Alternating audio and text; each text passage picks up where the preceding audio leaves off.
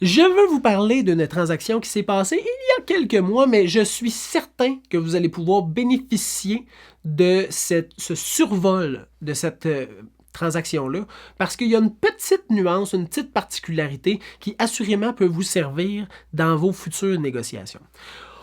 On visite une maison, on fait une offre d'achat, on est en situation d'offre multiple. Yes! On a une acceptation pour la promesse d'achat. Merveilleux! On a financement, inspection à faire. Financement, ça va bien, là, on n'a pas besoin d'en parler dans le dossier, c'est tikidou lai lai, mais on a l'inspection. Suite à l'inspection, il y a un petit quelque chose qui chicote l'acheteur. Donc, on demande une expertise. Un entrepreneur va sur les lieux, regarde, fait des soumissions. Bingo! On a la soumission, on est sur le point de faire la négociation. Pendant qu'on fait la négociation sur l'expertise qu'on a eu lieu, l'acheteur me fait part qu'il aimerait ça changer un peu la date de prise de possession et d'acte de vente, chose qui était déjà entendue dans l'offre d'achat. Et ces dates-là avaient été choisies par le vendeur parce que lui fait l'acquisition d'une nouvelle propriété et c'est important de réaliser la vente avec ces deux dates-là pour éviter qu'ils prennent un prépont.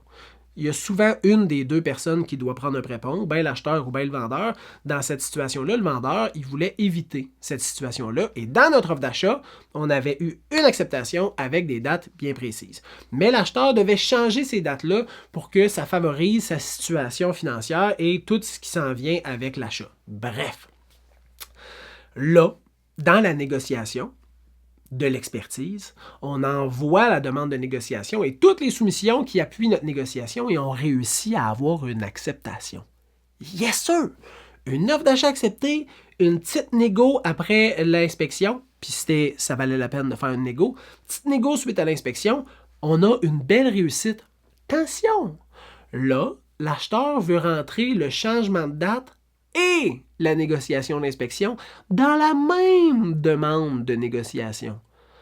Ça, je ne le conseille pas. Donc, ce que je conseille dans des situations comme ça, c'est que chaque condition a sa propre réalisation de conditions et négociations. On ne mélange pas tout ça ensemble. Comme ça, on est capable de faire passer des points précis, parce que l'inspection, la date, ça n'a pas rapport ensemble.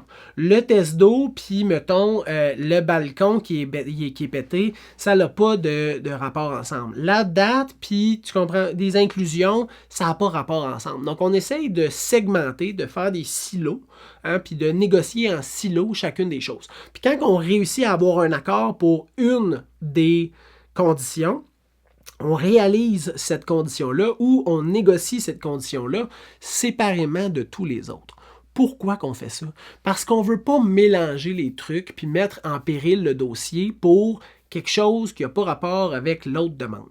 Parce que des fois, sur l'inspection et l'expertise, on a une solution. Pour exemple, là, la situation de la date, on a une autre solution, mais les deux solutions n'ont pas rapport. Donc, on veut séparer ça.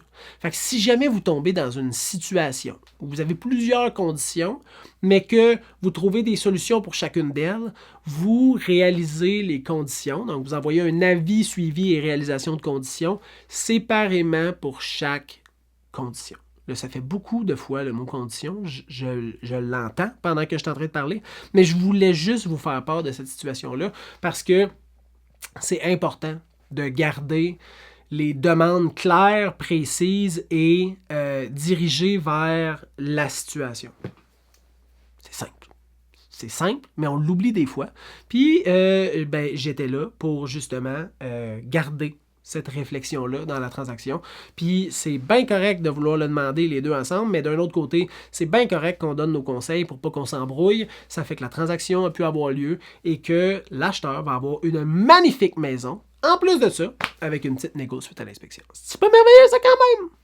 Si jamais tu as des questions pour une transaction ou juste si tu veux te lancer dans une transaction et tu as des questions, tu peux m'écrire au info@serviceimmobilier.ca, info@serviceimmobilier.ca. Ça va me faire plaisir de te donner un coup de main. Bye bye!